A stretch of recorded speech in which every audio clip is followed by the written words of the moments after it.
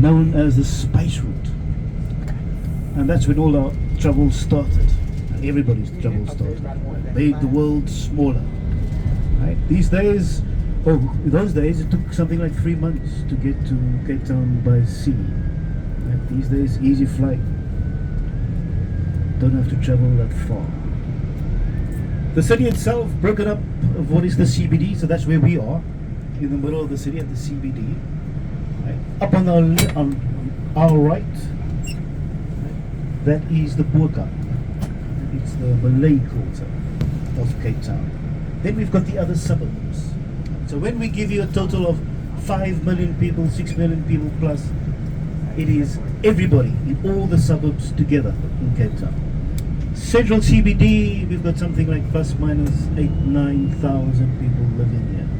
But what is happening right now, it's like any other modern city, it is that with all the new developments happening in the city, the buildings that they are building is basically dual buildings for accommodation, for holidaymakers, for people to live in the residences, and then shops, businesses. Like any other modern city that is happening in Cape Town right now. So we've got from, you can pay 800, 900,000 rand for an apartment up to 2, 3 million. And everybody wants to come and live in Cape Town. Any question?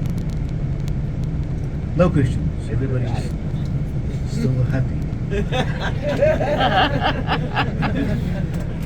Everybody want to come to Cape Town. Okay, so Savon did talk to you about timing. I will remind you of that timing whenever you get out and get into the bus. Savon don't want to be the whip. I will play the whip.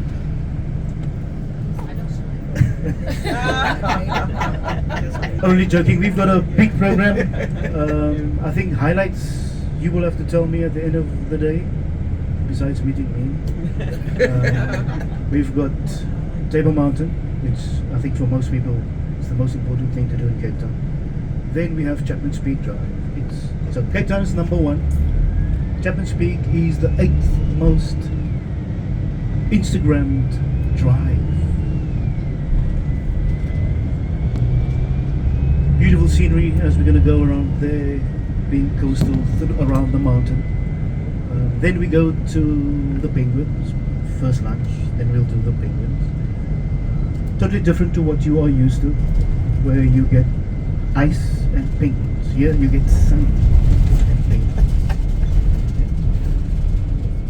Basically makes as well why those penguins look like they look, because they have fun in the sun every day, whole day. Then we go to Cape Point. And when we are there, I'd love to introduce you to quite a few little animals that we have around there. Everybody normally gets excited to see the baboons, except me. Baboons. Everybody gets excited for them. I don't. But I'll tell you about them much, much later. As we're driving through the city, if you're looking around, taking pictures, take a look at the buildings. So with our history, which is Dutch colony, then British colony, the way the buildings look, you will have the British colonial. Like you see with the Butterlace ironworks around the verandas. You will also get neoclassical buildings through, and now a bit more modern as well.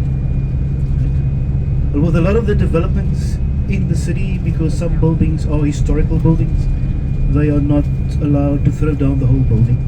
They have to keep the facade, and everything else inside they can modernize. But you'll see a lot of that around the hotel where you are.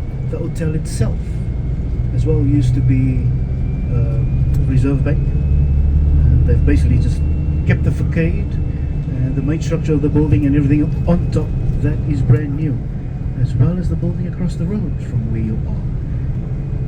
For those that hasn't been told yet, take a look outside your building of the hotel. Here's a piece of wall. You see the little grey wall? It's a piece of international world history of when the Berlin Wall was thrown down. And that's right across that opening on the door on your left hand side by Munt's restaurant. You'll see that will be there. Right, we're going up to the mountain. We can clearly see it now. So now I'm going to start talking about the mountain.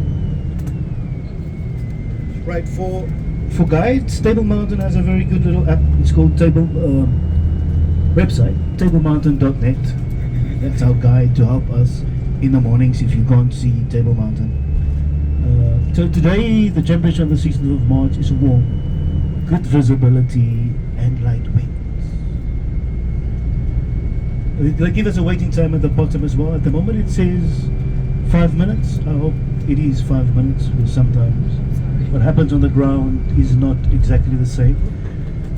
Per year, something like 800,000 to 1 million people come to visit Table Mountain.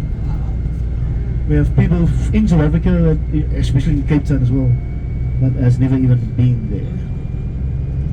Table Mountain tries to help many of those people by having a birthday special to get people to go up.